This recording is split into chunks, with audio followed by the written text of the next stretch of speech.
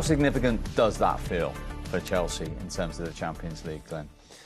Very significant, I've got to say. You know, they had that. They saw Newcastle drop points, so they said, right, we've got to get out and do our business. Cut away from Liverpool, the champions, and whether they play at their very best or whatever team they get out, they had to be professional. And they did. I felt they were going to be motivated. They came out of the traps really quick and hit Liverpool early, and it was the best thing that could have happened for them. I thought there were some really good individual performances from Chelsea, Palmer being the top one, but Cucurella defensively didn't see Salah today, really, at all. Done his job. Salah really doesn't defend that much, but he didn't go and attack Cucurella. It was like one-on-one, take him out of the game, did the job. Caicedo did very, very well on the other side, right back, and then went into midfield, releases Fernandez, and you see him, Fernandez, arriving in the box quite a lot, gets his goal. So tactically, Chelsea today, it was all spot on, and they got it right, and they thoroughly deserved the win. But the fact that Palmer, the talisman really, who's been so brilliant since he's been at Chelsea, has had this lean spell. For him to get on the score sheet and play, like we said before the show, before the game, let him play. He's best when he's just playing free. And today he had that position where he could, because Caicedo goes into midfield, it releases him even more. So he found himself in lots of times and space. And wow, if you're going to give him time and space, he will hurt you. And he did today. He hurt Liverpool a lot. And with the run he's been on, 18 games, as we mentioned, without a goal involvement, it would bother some players. But his body language, he doesn't look like he gets bothered in any way, shape or form, Cole Palmer. He doesn't, but internally he would be a bit He wouldn't show it, would he? No, he wouldn't really show it. But I mean, Glenn makes the right point, because we've all been there. We've all had lean spells. We've all either not scored, or if you're a defender, you're conceding all the time, or making mistakes, or whatever position you play. You do something. When things go wrong, you start thinking about things. Why am I not playing? Why am I not scoring now? What have I done? And you start thinking, shall I get closer to the goal? Will it give me a better chance of scoring if I do this, this and this? And as soon as you start becoming a thinking player, you've not got that natural magician-like things that Cole Palmer has got. And he has got to go out there and almost, he's better when he's not bothered. When he is what he seems, when he's just lackadaisical, just looks like it's a park game. And I think that's what he started looking like again today. Don't tie him down to rules, don't put him in positions or say you've got to be here at this point.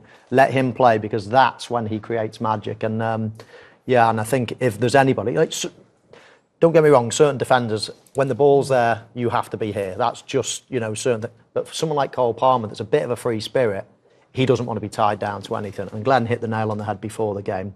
He looks like, before today, he looked like he was thinking about it. And when he thinks, it's not a good sign. So, he was back to his best. I think the thing with a player like Palmer is that when you're not playing at your best, things start to get like a wall, and they start to enclose in you and within your mind. And then it gets worse, and then he's gone all them games without scoring. Now he's broke the seal, what I call breaking the seal in this game. That can be done in one game. All that build-up of many, many games are out the window now. It's just one game that takes a creative player to really say, I'm back to my best. So it's come at a great time for him. They're in a semi-final of a conference if he plays. And obviously they're playing Newcastle next, who's the biggest rival for them for the top five. So it's a wonderful time for him just to go. He'll forget about all that now. That's out the window. That's gone. That's down the road. It's now, wow, I enjoyed that. I'm back to my best. Can't wait to get out and play again. What he's got to do, though, Glenn, as well, he's still only reasonably young. What he's got to probably do is learn from this and not feel that enclosed. In future, he can't let it go to 17 games. There are easy wins. When you get experience, there are easy wins that actually get you out of these ruts far, far quicker than an inexperienced player. There's simple things that you can do to make yourself feel better again. And I think he might look back on this run and think, do you know what?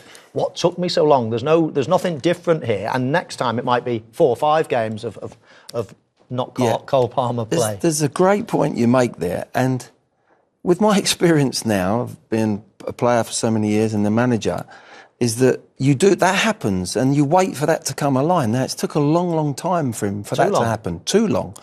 Now, there's 2 ways of doing that. You're waiting and waiting for that game or a striker, that goal, when there's a little bit of a lean spell. But that's why sports psychologists in the games today can shortcut that.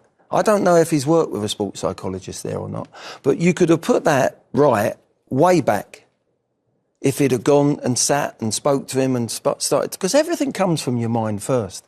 It's your intention first. You don't just go out and play.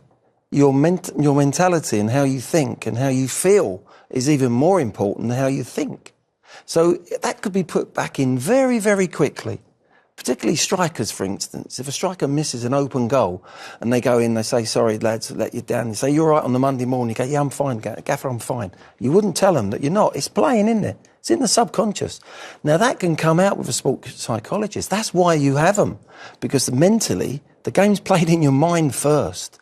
That's the first port of call for any player. And I think he will learn from that. And the experience of it now, I put it right last time. It took me a long time. But that's why sports psychologists are so important in sport, not just football.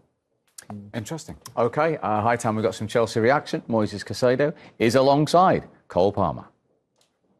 So even before the goal today, you must have felt like you'd really helped your team. You looked like you enjoyed it. You had a big influence on the game. No, yeah, today I felt like myself I have been before the recent times. I felt confident. I was trying things, first time passes, playing forward, not just playing free. And when you got him next to you, it's a dream, really. I mean, it's you guys in attacking areas that get a lot of the credit. How good is he? Wow, machine. Obviously, from the start of the season to now, I think he's been our best player. Yeah, he's a machine. Wins everything back. Always 100% every day. Humble, nice to everyone, and yeah, everyone loves him.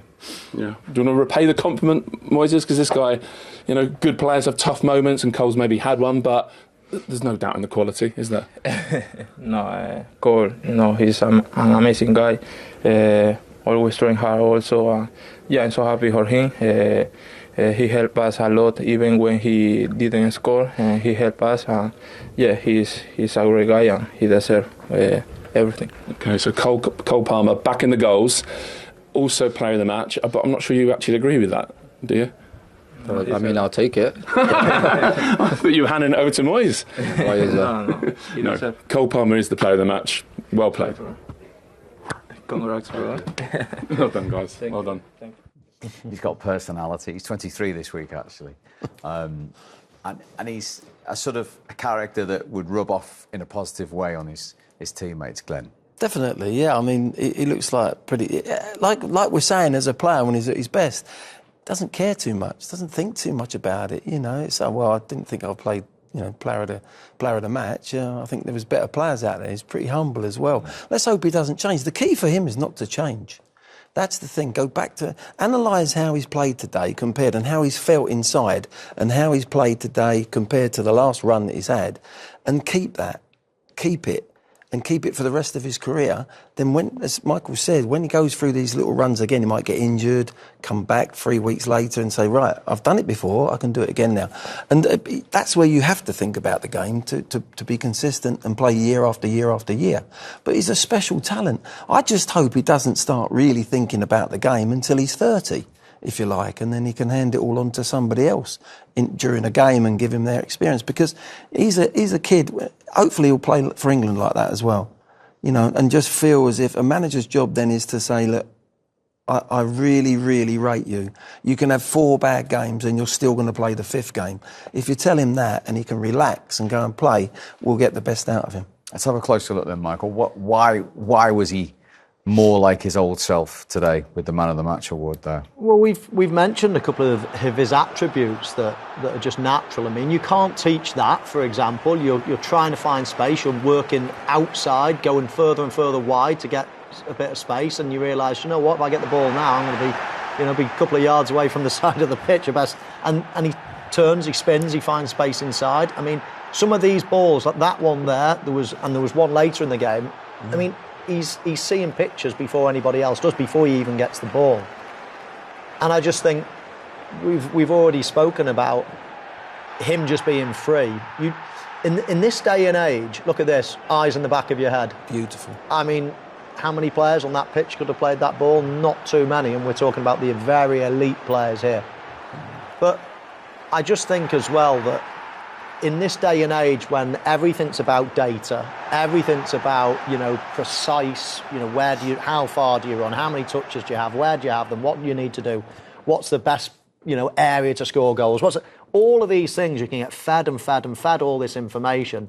But I think if you fed him all this information, he wouldn't be half the player he is. He just needs to feel it, is to sense it, and just to wander into areas that he believes, and he gets just a feel, let's say. Instinct is probably the word I'm looking for. Nobody could teach me where to stand. When there's a ball about to drop into, I don't care how many managers or how many... No one can did anyone try? That. No one can teach you that. No one can teach him to smell a little area of danger. If I stand in here, if I move into there, that's just uncoachable. So a lot of the things that he'll be getting fed, they probably apply to the rest of the team.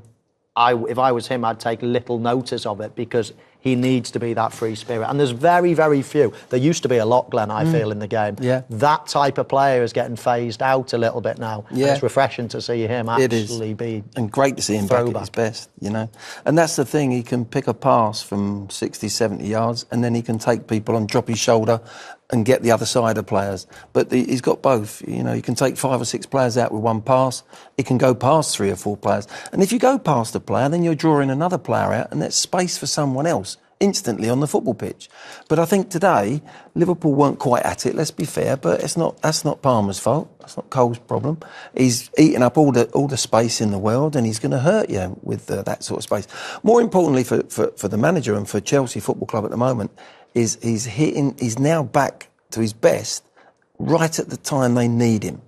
OK, they've not been so consistent this year, but they've found themselves now right in the race for this Champions League, and they've got their talisman, their best player, without a doubt, just now turned the corner, and they're playing Newcastle next. Wow, what a performance he's going to be looking forward to. On that, you're right, he is their best player. You say he's their talisman.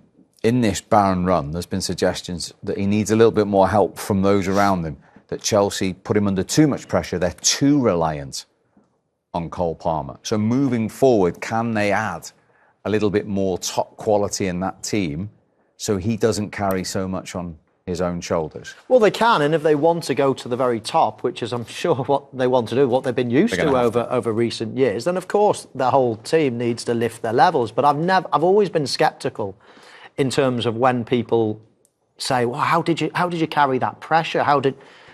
I can guarantee you he doesn't feel pressure. Did you feel pressure playing? I didn't feel pressure playing. No, that's what you're good at. That's what you want to be. What about they're too reliant on him? Even better. I felt 8 foot. And I'm only half of that before you say. If I go out onto the pitch and I feel that my teammates are thinking, we need you today. If I sense that, then that makes me feel even better. I feel as if I'm going onto the pitch, as if I can't fail. It's not pressure. It's a responsibility. It's great to feel like you're needed in a certain way. No matter what job you do, there'll be millions of people out here watching. Whatever you do in your industry, isn't it great to go into your office or your factory or you're onto the football pitch or wherever it is and feel as if what you do is actually special and that not many people can do it and that everybody looks at you and thinks, do you know what? We need you on our team, whatever role that is, and it takes a lot of people to piece into a team. So no, I don't believe that at all in terms of feeling too much pressure or responsibility. I think that helps you grow. But in terms of the whole team, it's the manager's job to get better players in. Well, I was going to say, that's the selfish striker's playing point of view. What if you are the manager? You don't want to be too reliant on one singular player, do you, in a group like that? No, but you want a special player, and he is a special player. And as a manager, you're saying, I want him on the ball. Because you want better players around him. Well, yeah, anyone would want. You want to be Zidane was a wonderful, special player, but he also had some fantastic players around him. Of course, every manager, every club, every player, Palmer would want that. If he could get a striker that he knew that would make them runs that Jackson makes, but he could finish every single one of them, he'd look even better. He'd look even better. The assists would go up even more. But the thing is, as a manager, you say, I want him on the ball. So you say to Caicedo, you say to whoever's playing that day, feed him, keep giving him the ball. Particularly now, he's turned the corner with this one game. Just give him the ball. You know, because he will make things happen for us as a team, and you as an individual want to be successful. Keep feeding him. Feed the bear, because you just want him to have more touches than any. We saw his touch map there, and he had equal anyone else on the pitch in the penalty area. But you saw where else he was picking the ball up. That's what they want to do. Even when he's playing poorly, even if he's one of them players, if he's not having the best of games, he's got that little bit of inspiration, that moment, that pass, that little bit of top corner bang, it's in the back of the net. He comes off the pitch. He didn't think he played that great today, did he? He didn't think he was player of the game. I mean, Michael and I covered the game where he scored 4 in the first half. Yeah. Premier League history. We spoke to him afterwards and he said, I was just fuming I didn't get 6. Didn't he? With a straight face. With a straight face, genuine straight face. That's great. That's brilliant. I mean, you just keep pushing yourself. But he inspires other people, not by his talking and his actions with his feet and with his mind, football brain. And that's what you want in any team. And I think, looking at the international thing, I think, I just hope Tuchel's watched that performance and thinking, wow, we've got some player. Would you like to have managed Cole Palmer? Oh, I think anyone would. Any manager would want a player like that in his team. He was up there, as Michael said, as less and less of them players. We got a glut of them that have got ability, actually, with England. When you think about it, with Bellingham, different style, but Foden, and, there's a lot of creative players, but I think this kid now, with what he's done coming from City so quickly, when Chelsea were having a struggling time, he just elevated them.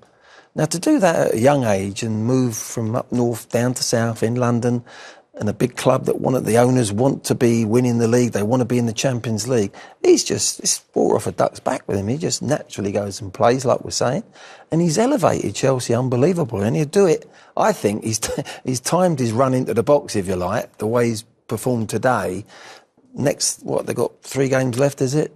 So, wow, it's a good time for him to be at his best. And a potential European Cup final. Do you think, on Glenn's point, do you think there's an element sometimes still at City? There are figures where they go, we'd love to see him in our team now under Pep Guardiola, particularly as he's having to rebuild. Oh, yeah, absolutely. I mean, it's incredible to think, isn't it, that Manchester City let him go now. I mean, they were awash with amazing players and he wasn't going to get much of a game at that age. But I think even Pep Guardiola would be surprised at how... They wouldn't have envisaged this, would they? No, he would be surprised at how he's gone on and taken that responsibility and done so well. Because he really is one of the elite players, and it feels like it's been a few months since we've been saying that, which is incredible, really. But he is still young, and I do hope that, we touched on it before, I do hope that he looks back at this run. Now he feels he'll go home tonight feeling $1 million again and can't wait for the next game. But I do hope he understands, his game and understands how easy it is to not let a run like this get to 17, 18 games before you're feeling back to your best again. That can be nipped in the bud early. With experience, with the right people around him. It should never happen again. He's too good to go 3 or 4 games without having a big contribution to a game. And I believe that, that 17-game run or 18-game run will never happen again. I think the move was right for him from City, and clubs do let little jewels go. Let's look at Chelsea. Salah was at Chelsea. De Bruyne was at Chelsea. Yeah. When they're younger, you can't judge a player 100% when I don't care who they are, even if it's the best player in the world, he ends up. But there's a lot of hurdles that they have to go through, whether it's coming back from an injury, dealing with stuff off the pitch that's going to affect you on the pitch, bad form, a little bit of bad form, showing the character, the team that you're playing. There's a multitude of things, and he's coming through that slowly but surely. He's nowhere near his peak yet, which is frightening. Let's talk to one of his teammates who helped get their 3 points today. Levi Colwill is waiting to talk to us live at Stamford Bridge. Levi, good to see you. Well done. How significant a win over the champions does that feel for you today? Yeah, definitely. It's a very big 3 points for us. We've got to treat every game like it's a final, and I think that's what we've done today. And now we've got to move on to the next game. You had that long huddle before the whistle. We thought you were starting with intent. What a dream start as well inside 3 minutes. Yeah, definitely. It was a great start, start the way you want to go on. I think we've done that today. We created a lot of chances in the first half and the second, and I think we played very well today. We were just having a conversation there about Cole and the effect that he has on the whole group and his teammates. And to see him play to the standards again today, what's it like being in a team with Cole Palmer? He saves us a lot, I'll tell you that. Even, everyone looks at his goals and assists, but when he doesn't provide goals and assists, he still does so much for the team. I think we all wanted that goal to go in, not just to secure the game, but also for his confidence. He deserves it because he's been an amazing player for us, and every game when he walks out, he's been the best player on the pitch, and yeah, I'm so happy for him. Levi, it's Michael Owen. You've got quite a tough run now to the end of the season, but obviously big points today, with a potential cup final in Europe and then 3 tough games in the Champions League. Would a trophy like the Conference League and Champions League qualification be a really good, solid season for you? Yeah, definitely. I think that personally for me, that'd be a really good season for us. Playing in the European competition, the Conference League. If we win that, that's one challenge that's been put in front of us that we've succeeded. And then to get Champions League football back for the fans, that's what everyone wants in the changing room. Levi, Glenn Hoddle here. Congratulations on your performance and the result today. Levi, just a quick question on your position now. Are you pleased to be defending in a back 4, but then in a back 3 when you have possession? I think it suits you, yeah? Yeah, definitely. In a back 4, when I've got Trevor and Cuckoo next to me, they do most of the hard work, to be honest. I'm just trying to help dictate them a bit more. And when I go into the 3 and I'm in the middle, it's also similar, just give the ball. If I need to up the tempo, do it. If I need to slow it down, just more provide for the team. I think I've been trying to change my game recently instead of trying to look amazing and break lines and things like this. Just try and help the team and organise it from the back. And I think it's been helping us a lot and also helping me. And in terms of the 3 games remaining, a couple of them look huge. I know you're going to take one at a time, but you play Newcastle and Forest, who are either side of you in the Premier League table at the moment. Yeah, definitely. I think that's the best way it can be, because instead of us hoping for results, we play them, we face them, and if we beat them, we get the 3 points. Like I said, it's a final. Every game's a final from now on, and that's what we're all thinking in there. Yeah, it's the business end of the season final, isn't it? It's what you want to be involved in with players with so much to play for. Yeah, definitely. That's what we all live for, There'll be a lot more pressure, but when you win, or if we win, it'll be worth it. Absolutely. Well played today. Thanks so much for joining us. Thank you, guys. Thank you. That is Levi Colwill live at Stamford Bridge for you after Chelsea beat Liverpool, the reigning Premier League champions, by 3-1. Here is the Chelsea boss, Enzo Maresca. Well, Enzo, with a big prize at stake in terms of Champions League football, how important are 3 points was that? Very important, especially at this stage of the season. At the end of the season, you need to win games, and against this team that, for me, once again, they show the reason why they are so good. They won the Premier League. They force us to defend deep, something that we don't like, something that we don't plan. But because they are good, sometimes you have to do that, and the players, they deal very well.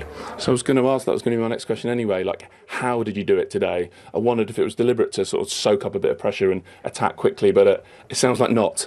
No, we plan the game, trying to be always aggressive in the opposite side, playing the way we want, but sometimes the opposite is there, and they force you to with a different plan.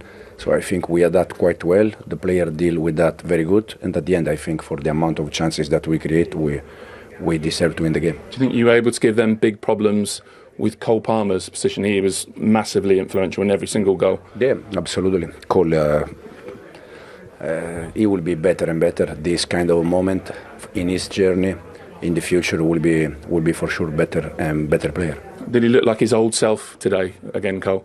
I think it was good for Cole. It was good even for Nico score again, for all of them. Do you think we saw it's easy to look at it and think you got Liverpool at a good time? They just won the league, but do you think we saw a very good Liverpool team? You beat Liverpool at something close to their best, maybe. I said already, we didn't plan the game to wait and to defend deep, but because they are so good, they have quality, they are aggressive, they are strong. They are quality player, so they force us to defend deep, and they show how good they are. So for me, once again today, they show the reason why they won the Premier League is because they are top side. So how impressed are you with your players in the last few weeks, actually? Because it looked a bit, maybe just from the outside, but it looked like it might be slipping away. 1-0 down at Fulham, you won that game, you won again last week, and you're beating the champions today. Mm-hmm. Yeah, but I'm very impressed with the players since we start, to be honest, because it's not easy to since day one to try to play in different way, to try to be aggressive, go man to man, no matter what. They are doing very good. Now from outside I can understand that if we if we finish top 5, everyone is thinking that they have done fantastic in case they are not doing that well. But for me, I'm impressed with all of them. I know this is something you've been asked again and again, but do you think it is vitally important that you get top 5? I know you sort of said it's been a good season anyway, but maybe just with the recent history and the culture of this club, it's a club that wins. So to finish outside the Champions League feels like it would be a bigger disappointment for you than it would be for some of the other clubs around you. For sure, Chelsea has to fight for Champions League, and hopefully in the future we can fight for something more important. In this moment we are there, and hopefully we can finish there. Good luck. Thank you very much. Cheers, Enzo. Yeah, 3 big games to go to do that. Let's go back to Stamford Bridge. Our good friend Glenn Johnson, of course, former Chelsea and Liverpool player, has been watching closely. Good to see you, Glenn. And what did you make of Chelsea there today, close up? Yeah, I thought that was brilliant, to be honest. I think from the start, that was on the front foot. Obviously, if you're going to play the champions, this is the time to do it when, they've ticked their objectives off. But to be honest, I think there was probably 6 or 7 proper individual performances that won their battles and set them up from early on. And obviously Cole Palmer was one of them, Cucurella. I think some of them are fantastic and they thoroughly deserve the win. You mentioned Cole Palmer there. You played against some great individual players in your time, but when he's on it like that, back to his best, he's a defender's nightmare, isn't he? Yeah, he is. He's a proper footballer. He reads the game so well. He's a lot quicker than people give him credit for, but he just reads the game. He lets people run around him, that creates himself some space. Sometimes the best movement is standing still, and he just seems to, today he looked like he wanted to get on the ball at every moment, and the individual performances around him, I think, helped him get back to his best and put in a performance like that. And in terms of Chelsea now, 3 huge league games. If they don't get to the Champions League, how damaging is that in terms of moving forward and recruitment and getting players in as well? Yeah, well, like you say, they're on the cusp of having the best season, and something that they would have bit your arm off for this opportunity at the start of the year or the start of the season. So they've got a big couple of weeks now that if they can nail the top 4 and maybe get the trophy as well, then it'd be a fantastic year. But a lot can change in football very quick. But for me, if they put in performances like that, then I think they're going to be fine. Hoddle Michael Owen, just turning your attention to the other team that you play for in terms of Liverpool. Full-back situation, obviously you played in that position. Looking like Trent will go to Real Madrid, might be, Conor Bradley, he played part of the game today. And of course on the left-hand side as well, who knows what will happen. But just what's your take on the full-back situation at the moment? Like you say, this is all up in the air, isn't it? I think Trent, the door might be open for him there, but I think Conor Bradley, I think that's less of a problem with Conor coming on. Even today, he come on and looked sharp straight away, and he was a threat. Almost created 2 chances in the first few minutes of him, coming into the pitch. So I think he could be a massive player for Liverpool. I think today Tsimikas really struggled. It weren't his best game, but there's a lot of Liverpool performances that are a bit under par by their standards. And like I say, that's probably because they've done their job, they've lifted a trophy, and maybe they're just a lapse of concentration. But I definitely think they need to sort out the left back side more than the right. And just finally, Glenn, how much do you think they need to do in the transfer market as champions for freshening up next season? Yeah, you've always got to stay in front of the game. Obviously they are champions and literally the best team in the league, but obviously you can't just dwell on that. They need to do some good dealing, get some players in that are going to improve them for next season, because you can't rest on your laurels. You've got to stay in front of all these other opponents that are trying to chase you down. Glenn, good to see you. Thank you very much indeed. Cheers, for guys. that is Glenn Johnson at Stamford Bridge. He was talking about one of his former clubs, Liverpool, there. When we come back, we will... Well, Arne, in terms of the big picture, I guess it doesn't matter, but no one likes to lose, especially champion teams don't like to lose. So what did you make of that? No, a wise man once said nothing good comes from losing a football game, and I have to agree with him. But the way we lost is more positive, I think. I saw a team that was playing against a very good Chelsea team, a very good squad, so many individually, so many good players, so well organised. But we were able to have here at Stamford Bridge 65% ball possession, played so many times through them. But yeah, maybe we missed just that little bit, which we usually have. So normally we're also able to find the free player, but the last percentages in attack and defence we maybe missed today to get a result. So what cost you that few percent? Is that, even with the players out there, meaning to give their all, trying to give their all. There's just a difference between wanting to win and needing to win, and today you didn't need to win. Yeah, that is true. But if you look at how we reacted after being 2-0 down, that probably tells you why we won this league. Because they never gave up, even if they've already won the league and they're 2-0 down at Stamford Bridge against such a good team. We don't give up. Our fans don't give up as well. They look like they thoroughly enjoyed their day, to be honest. Yeah, they were loud again. So, we slipped twice in the lead up to both Chelsea goals. And of course, the third one was so far in extra time that, it's a goal, but it didn't matter that much anymore. But playing against a good team like Chelsea, you can't afford a lot, and that's what we saw today. With one eye on the future, giving game time to players who haven't had so much game time, what did you learn today? I think a few things I've already knew, but it's always good to see some of them playing now together with 4, 5 or 6 starters. So a few of them have come in many times, but to start, most of them started against Plymouth away, PSV Eindhoven away, and now to see them playing with the other ones gives you not new insights, but does give you insights. Is it overstating it? Maybe you think this is over the top, but some of those guys who come into the team, are they playing for their Liverpool futures a bit? They obviously want more minutes next season, and they only have these few games to convince you they deserve those minutes. No, that last thing, that's where it's about. They deserve to play these games because they've trained so hard during the whole season, so many times a day after the match where the other ones played, and everyone was so positive about them, and they had to come to the AXA again to train, and every time they did so well. So that's why I think that they deserved to play this game, but it's not the first time that I saw them play. They've come in many times. They've played the Plymouth and the PSV and some other games as well.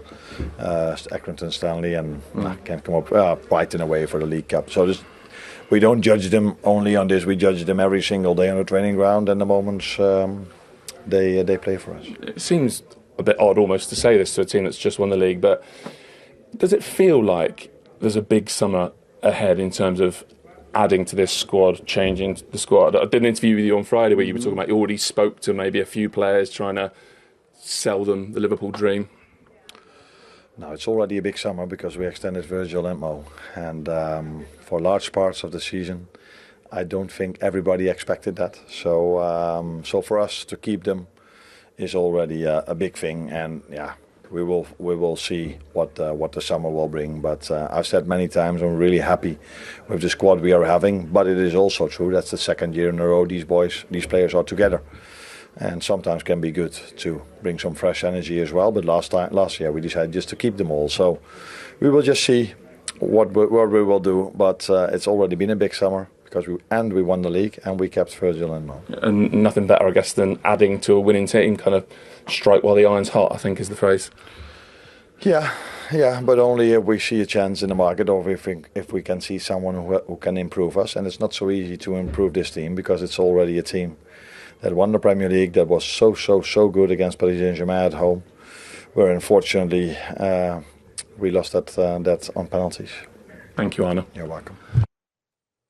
That's interesting because we were having a little chat over a cup of tea earlier on about this, weren't we? Told you. What? What he said. It's hard. These people have got this idea that, go and get 4 players and spend a fortune and go on, where? Right back, you probably don't have to. A young kid that you've brought through for a long period of time, if Trent goes, that is. Left back, I think Liverpool are going to invest.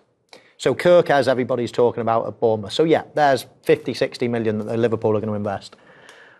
They might go and get a central defender, but it's not going to be 50, 100 million to spend on that. No way are they going to spend 50, 100 million to sit behind Virgil van Dijk on the bench all season. So that's only cover. You can get a free transfer. Everyone wants to come to Liverpool. So straight away, you only have to spend big money on your left back. You might want cover at right back if Trent goes. But again, you don't need to spend massive money. I think Conor Bradley deserves a chance, so you're not going to be spending big there. If Darwin Núñez leaves, maybe Jota, you could argue that they'll get an attacking player to replace Darwin Núñez. So you might have to spend decent money there. But that's two positions, left back and centre forward. And then all you need is cover at right back. They've already brought a goalkeeper in. and Kelleher is probably going to leave. So there's another 30, 40 million that they're going to be bringing in. So what I'm saying is that everybody that think, oh yeah, go and change 5, 6 players and strike while the iron's hot, go and buy loads of players. It just doesn't happen. Like, nobody will come to, no top player that's worth 100 million is going to come to sit on the bench. And nobody's better than Virgil van Dijk and Canate, really. So they're not going to buy a centre-half that's worth a fortune. Ben's not having that. Unless Canate doesn't sign, he's got a year left, but they all know that. Would you, and he's fit now, and I hope he doesn't go because he's at my club, Van der Ven. If you could, yeah. Yeah. So if it was going to pay for him, you'd have to pay money for him. But him and them, those two Dutch together. Now, I don't want that to happen. Hoddle sells his own centre-back shocker. Yeah. But I'm just giving an example that there's players in there that could still go in above the players that are there at the moment. You're going to have to spend money. But Van der Ven won't go in ahead of what they've got. He might be good at... Without his injuries, I think everyone would... I guess what Michael's saying is the margin of difference. Is he that much better than Canate? You're not going to spend... He's going to cost 100 million. You're not going to spend 100 million to leave a top... what's Van Dijk going to do? Think back a few months ago, everyone was talking about the quadruple for Liverpool. The quadruple. They're going to win 4 trophies. They've ended up winning the Premier League, which is magnificent for them. So, we were talking about that. Now, people there are players out there that I think would still improve that, the best team, add them to that best team at Liverpool, and then they'll go again. Liverpool have won the Premier League now, right? If you're Liverpool Football Club, they've got a really strong squad, without a doubt. Is it something that's going to dictate, like Man City have for the last 5, 6 years? Are they going to go for the next 6 years as dominating English football? That's really where Liverpool should be aiming now. Now, that squad isn't good enough to do that. So when you're champions and you're in the Champions League next year, if they add those massive, it depends on where the club want to go. Do they want to dominate like they did in the 80s and the 90s at times? Well, particularly in the 80s, again, and do what City have done and leave Arsenal behind, because next year Arsenal improve, City will probably go and improve. And it's going to be do you think Liverpool will win again? Well, I think they're you mentioned it, they were very close to everyone who's talking. They could win all 4. They got to, the final of the Carabao Cup. They almost played themselves out against Plymouth. They put all the reserves in. But that was their choice. It was their choice, but I don't think it's because their squad is weak, or not strong enough, I should say. And they can improve it in 1 or 2 positions. But you're not getting a better centre-half combination, I don't think. You're not getting a better goalkeeper. You're not getting a better right winger. The midfield is very functional. I mean, where can you improve it? And I do think that they'll invest money, but I think the key to it is invest money where you need to. Don't be wasting 100 million on a backup player. No, I think their owners have shown they wouldn't do that anyway. They won't pay that. And then in the meantime, there will always be somebody that crops up at some point, and you need to keep your powder dry as well for that scenario. I mean, they might not need an amazing centre-forward or an amazing centre-half in time, but if one crops up, if Virgil van Dijk of 8 years ago crops up again, even if you don't need him, you might just think, right, we need this guy, he is so good. So you've got to bear that in mind as well. But for the immediate here and now, I only think 2 positions they will spend on 2 positions. They might recruit 1 or 2 others, but only as backup, because they don't need to waste money on, 30 million gets you an average player. Right? Just get a Bosman player. Everyone's desperate. That's a really interesting point, isn't it? I mean, Joel Matip springs to mind all those years ago. Absolutely. On a free. Jonathan Tah is the one that just comes to mind at Leverkusen, German first choice international, who almost joined Bayern last summer. He's on a free this summer, and you just said the nail on the head. Everyone wants to join Liverpool. So somebody like that would come in and sit perfectly, wouldn't it? Use and abuse your badge. Everybody wants to play in that red shirt at the moment. They're the best. I don't care. They're not going to win the Champions League, obviously, this year, but they're probably the best team in Europe. They're probably the best team in the world at the moment. And okay, they're only going to have the Premier League to show for it. But this team is a winning machine at the moment, and everybody wants to join. So there are 1 or 2 players that you need to spend money on, but there are a lot of players out there that would walk to Liverpool to be in that squad. Utilise that. Have those types of players as your backup, or bring them through the academy, like they have done with, the Curtis Jones. Squad players like Curtis Jones, like, obviously Connor You know, Bradley is probably going to be in their first 11 now, but Trent before that. So they'll always have that coming through the ranks. And it's easier to bring those players into a winning, experienced team, isn't it? It is. And the other thing is, with the current rules, you can't just go and buy, let's 60 on it, 100 million on it, 100 million on another one. You can't just go and do that. You need a little bit of wiggle room. So I think they will prioritise, personally, an attacker and a left-back, and they will spend money on those two positions. But I think the other positions, I think they will go for cheap options as cover. I don't think they need to do anything else. Yeah. And the point you made right at the start of the show, they're not 1 point ahead of Arsenal. They're 15 here with this group of players. So there's an awful lot of ground for the others to make up here, Glenn. It was a special, different season. No, you don't think they're 15 points better? For City. To lose that amount of games, City would have been up there, in my opinion. But for whatever reasons, we don't know. But their squad's going to take some surgery this summer. Well, that's another thing. Yeah, that's their problem. They've got a real big problem in the summer. Yeah, there's going to be some deficiencies there, and they need to go their squad again. And Arsenal need to go again. You know, and I'm just saying, from Liverpool's point of view, they've got a fantastic squad now, and you're right, Michael's right. I've said the same as well. They only probably need 2 players. But if they want to go and dictate like Man City did for the next... I don't see Liverpool... With that squad there, put my head out on the chopping block here, I can't see them winning the Premier League next season? No. Whoa! No. Why? No, I don't. I can't... Why? Who don't can think catch them them? players will go again. That squad. I'm talking about that squad 15 now. points clear. If it's the same squad as that there, I don't see yet your Joneses and your Elliots ready to take over when they're going to have to play big roles next year. They might get some injuries. They had some injuries, but they coped with the injuries because they weren't in one unit, and it wasn't really the spine of the team. Now, if you get that there at Liverpool, then that would be deficient for them. I don't see them having that sort of season again.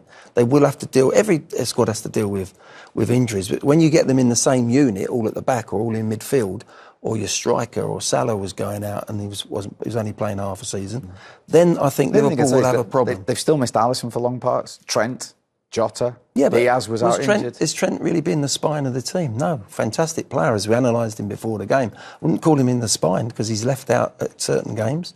No, I think Van Dijk, the goalkeeper, and Salah. You know, McAllister's been brilliant. Now McAllister's got to go again. If he was to get injured, I think they still need better players in that squad. And now's the time to go and get them. That's what I'm saying. To dominate, to go and play the next 4 or 5 seasons and say, we are the team now that everyone's got to beat. I don't look at that squad and go, wow. Michael, if they don't add anyone, does this squad win the Premier League next season? I can't see anybody catching them at the moment. But I just think you've got to... I hear Gaffer's been a manager. He knows much better than me. But not really. I just think as well that it's such a good harmonious dressing room. If you go and bring, more and more and more in, and then you get discontent, and the better players as backup, the more problems you have.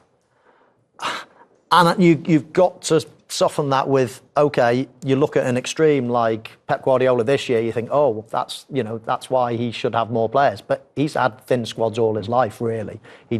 And OK, that bit him on the backside this year. But in general, look at Chelsea, too many players is a problem as well. So I think you've got to be careful on the balance of your squad. Curtis Jones and Harvey Elliott are never going to be the starters. They just come in occasionally. I think they're good squad players. It's an interesting balance.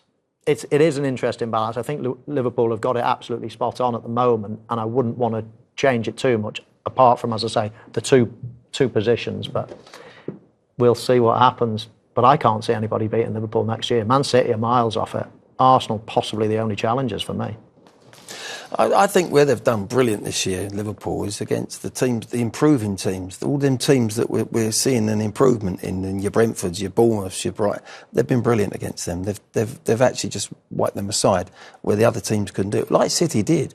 But I think if they're going to compete again for the Premier League and go for the Champions League as well, and that's what great sides do. They're competing at the very top level. And then a squad like this to go to the FA Cup and whatever, that's where they should be aiming for me. But we'll wait and see. But I don't see them winning again next year. Fascinating debate. Just for the record, for the Tottenham fans, how much do you want for Van der Ven? He's staying. Hypothetical. Hypothetically. Brilliant. Brilliant debate as always, gentlemen. Michael, Ben, thank you very much indeed. As always, lots of time to debate that. Liverpool we know as champions. What we do know is that Chelsea and Newcastle are also in those Champions League spots at the end of today. Hope you enjoyed that from the three of us.